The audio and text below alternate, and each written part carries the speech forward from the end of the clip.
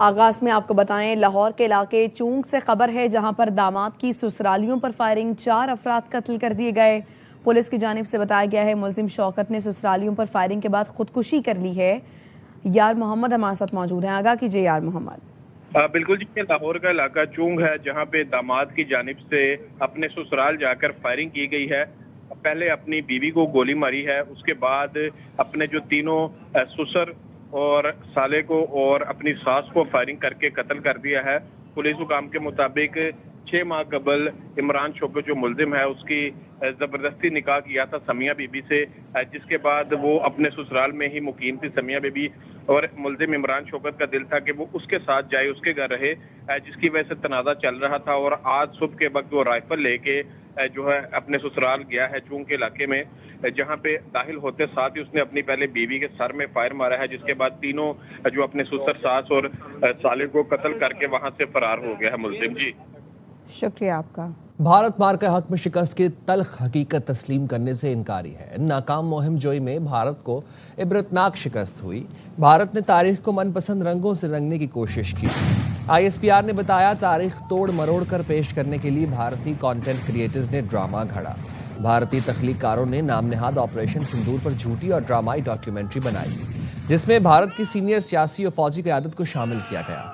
مزاح کا خیز ڈاکیومنٹری ٹریجڈی اور کامیڈی کہلانے کے مستحق ہے۔ ڈاکیومنٹری میں بالی ووڈ کا رنگ، جذباتی بیانی اور حقائق بدل کر من پسند نتیجہ گھڑا گیا۔ بنیادی تضادات سے بھرپور ڈاکیومنٹری بھارتی اندرونی بیانیے کی ناکام کوشش ہے۔ ڈاکیومنٹری میں 16 اپریل کے آرمی چیف کے خطاب کو 22 اپریل کے پہلگام واقعے سے جوڑا گیا۔ آرمی چیف کے خطاب سے سازشی نظریہ گھڑنے کی کوشش کی گئی۔ بھارت نے پہلگام واقعے کے مبینہ 3 ملزمان کو 28 جولائی کو 82 دن بعد ہلاک کرنے کا دعویٰ کیا کہ آپریشن سندور میں پہلگام واقعے کے ذمہ داروں کو سزا دی گئی۔ ملزمان 28 جولائی کو ہلاک ہوئے تو بھارت بتائے 7 مئی کو کسے سزا دینے کا دعویٰ کیا۔ آپریشن سندور سے متعلق بھارتی دعویٰ آپریشنل ریکارڈ سے مطابقت نہیں رکھتا۔ مارکہ حق میں پاک فوج نے بھارتی جارحیت ناکام بناتے ہوئے 8 بھارتی فوجی طیارے مار گرائے۔ پاکستان نے آپریشن بنیان مرصوص میں 26 فوجی اہداف کو درست نشانہ بنایا۔ بھارتی عسکری قیادت خود پاکستانی میزائل، ڈرون، فضائی سرگرمیوں کا اعتراف کرتی ہے۔ بھارتی ڈاکیومنٹری میں LOC پر جھڑپوں، ایئر ڈیفنس نظام فعال ہونے کا بھی اعتراف کیا گیا۔ جھڑپوں، فضائی دفاعی نظام مسلسل فعال رہا۔ بھارت کی جیت کا جھوٹ بے نقاب ہو گیا۔ حقیقت یہ ہے جنگ بندی DGMOs رابطے اور باہمی رضامندی سے ہوئی۔ امریکہ کی مدد سے جنگ بندی کے بعد میں غیر مشروط بھارتی فتح قرار نہیں دی جا سکتی۔ بھارت نے حقائق ڈی کلاسیفائی نہیں کیے بلکہ فوجی ناکامی کو کامیاب دکھانے کے لیے پروپیگنڈا کیا۔ فلمی مناظر جنگی طیاروں کے نقصانات اور اصل فوجی حقائق کو تبدیل نہیں کر سکتا۔ پاکستان کو مارکہ حق سے متعلق کوئی بیانیہ گھڑنے کی ضرورت ہی نہیں۔ دنیا آپریشنل ریکارڈ، جنگی شواہد اور سفارتی روابط کی حقیقت خود جانتی ہے۔ پاکستان علاقائی امن اور استحکام کے لیے پرعزم ہے۔ پاک فوج ملکی خود مختاری، علاقائی سالمیت، قومی مفادات کے دفاع کے لیے مکمل تیار ہے۔ مستقبل میں کسی بھی بھارتی فوجی مہم جوئی کا جواب بھرپور اور فیصلہ کن ہوگا۔ بھارت نے مستقبل میں کوئی مہم جوئی کی تو وہ دنیا کو منہ دکھانے کے قابل نہیں رہے گا۔ پاکستان نے بھارتی وزیر داخلہ کے پاکستان مخالف بے بنیاد الزامات مسترد کر دیے۔ ترجمان دفتر خارجہ طاہر حسین اندرابی کے مطابق بھارت کی بعض گرفتاریوں کو پاکستان سے جوڑنے کے الزامات بے بنیاد ہیں۔ پاکستان مخالف پروپیگنڈا بھارت کی بدنیتی پر مبنی مہم کا مظہر ہے۔ بھارت اپنے اندرونی سیکیورٹی مسائل سے توجہ ہٹانے کے لیے پاکستان کو مورد الزام ٹھہرا رہا ہے۔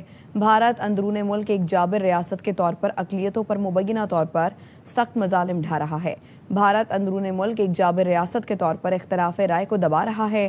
بیرون ملک بھارت پر دہشت گردی اور دہشت گرد عناصر کی معاونت کے الزامات عائد ہیں۔ بے بنیاد الزامات عالمی برادری کی توجہ بھارت کی ریاستی سرپرستی میں دہشت گردی سے نہیں ہٹا سکتے۔ پاکستان متعدد بار بھارت کی دہشت گردی اور عدم استحکام میں ملوث ہونے کے شواہد عالمی سطح پر پیش کر چکا ہے۔ بھارتی بحریہ کے کمانڈر کلبھوشن یادیو کی گرفتاری اور سزا پاکستان میں بھارتی تخریب کاری کا ثبوت ہے۔ پاکستان عالمی برادری پر زور دیتا ہے کہ وہ بھارت کے بے بنیاد الزامات کو مسترد کرے۔ عالمی برادری خطے میں مبینہ ریاستی سرپرستی میں دہشت گردی پر بھارت کو جواب دہ ٹھہرائے۔ پاکستان نے جنیوا میں اقوام متحدہ کی کانفرنس برائے تخفیف اسلحہ کی صدارت سنبھال لی۔ سفیر طاہر حسین اندرابی کانفرنس کے اجلاسوں کی صدارت کر رہے ہیں۔ کانفرنس برائے تخفیف اسلحہ دنیا کا واحد کثیر الجہتی فورم ہے۔ کانفرنس کی صدارت عالمی برادری کا پاکستان کی سفارتی قیادت پر اعتماد کا مظہر ہے۔ ترجمان دفتر خارجہ کے مطابق پاکستان سال 2026 کے سیشن کی آخری صدارت کر رہا ہے۔ ترک صدر طیب اردوان کی امریکی صدر ڈونلڈ ٹرمپ سے ٹیلی فون پر بات چیت ہوئی ہے۔ ترک ایوان صدر کے مطابق دونوں رہنماؤں کے درمیان دو طرفہ تعلقات، ایران اور غزہ میں جاری جنگ پر گفتگو ہوئی۔ طیب اردوان اور صدر ٹرمپ کی پاکستان اور سعودی عرب کے ساتھ دفاعی معاہدے پر بھی گفتگو ہوئی۔ ترک صدر نے کہا مسئلے کے حل کے لیے ایران کے ساتھ مذاکرات جاری رکھنا ضروری ہیں۔ سفارتکاری کے ذریعے مسئلہ ایران کے حل میں ترکی کردار ادا کرنے کو تیار ہے۔ غزہ میں امن منصوبے کے دوسرے مرحلے پر اسرائیل فلسطینیوں پر حملے کر رہا ہے۔ حکومت نے ایک بار پھر پیٹرولیم مصنوعات کی قیمتوں میں اضافہ کر دیا ہے۔ پیٹرول 5 روپے 77 پیسے فی لیٹر مہنگا ہو گیا۔ پیٹرول کی نئی قیمت 331 روپے 20 پیسے فی لیٹر ہو گئی۔ ڈیزل کی قیمت 6 روپے 47 پیسے فی لیٹر بڑھا دی گئی۔ ڈیزل کی نئی قیمت 390 روپے 42 پیسے فی لیٹر مقرر۔ نوٹیفیکیشن جاری کر دیا گیا۔ یہ سمجھ رہے ہیں کچھ دن کا دھرنا ہے، یہ لوگ واپس چلے جائیں گے۔ ہم واپس جانے کے لیے نہیں آئے۔ امیر جماعت اسلامی حافظ نعیم الرحمان کا لاہور میں دھرنے کے شرکا سے خطاب، کہا موجودہ سسٹم اب ڈیلیور نہیں کر سکتا، یہاں انصاف کے لیے آپ کے پاس طاقت اور پیسہ ہونا چاہیے۔ پیٹرولیم لیوی عوام کے ساتھ ناانصافی ہے۔ دھرنے کو اگر کوئی یہ سمجھتا ہے کہ یہ محض 1-2 دن 4-5 دن 10 دن کا دھرنا ہے اور یہ لوگ آسانی سے واپس چلے جائیں گے، ہم جانے کے لیے نہیں آئے ہیں۔ اس وقت جو ملک کی صورتحال ہے یہ بات بالکل واضح ہو چکی ہے، یہ نظام اب ڈیلیور نہیں کر سکتا۔ یہاں عام آدمی کو انصاف نہیں ملتا ہے۔ انصاف حاصل کرنے کے لیے آپ کے پاس طاقت ہونی چاہیے، بہت زیادہ دولت ہونی چاہیے۔ یہ پیٹرولیم لیوی تو اتنی واضح طور پر ناانصافی ہے، چھوٹے سے چھوٹا وکیل بھی اگر دلیل دینے پر آ جائے یا جج صرف اس پٹیشن کو ہی پڑھ لے تو کوئی دوسرا فیصلہ ہو ہی نہیں سکتا سوائے اس کے کہ حکومت کو اس ظلم سے روکے۔ ہم نے آئینی عدالت میں تقریباً 2 سے 2.5 مہینے ہو گئے ہیں پٹیشن فائل کی ہوئی ہے، 2 مہینے بعد جا کر پتہ چلا کوئی نمبر مل گیا ہے۔ لاہور میں جماعت اسلامی کا دھرنا تیسرے روز بھی جاری ہے۔ شرکا کا کہنا ہے کہ مطالبات کی منظوری تک احتجاج جاری رہے گا، بتائیں گے یار محمد۔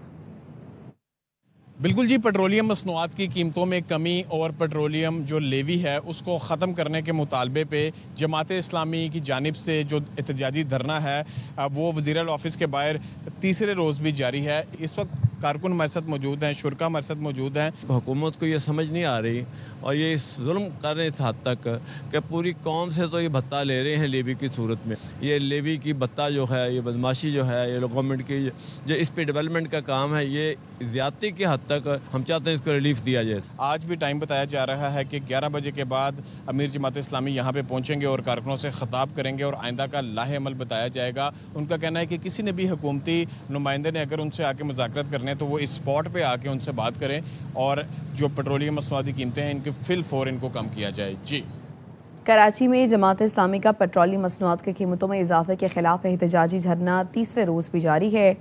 تفصیل بتائیں گے، گورنر ہاؤس کے قریب موجود ہیں سلمان لودھی۔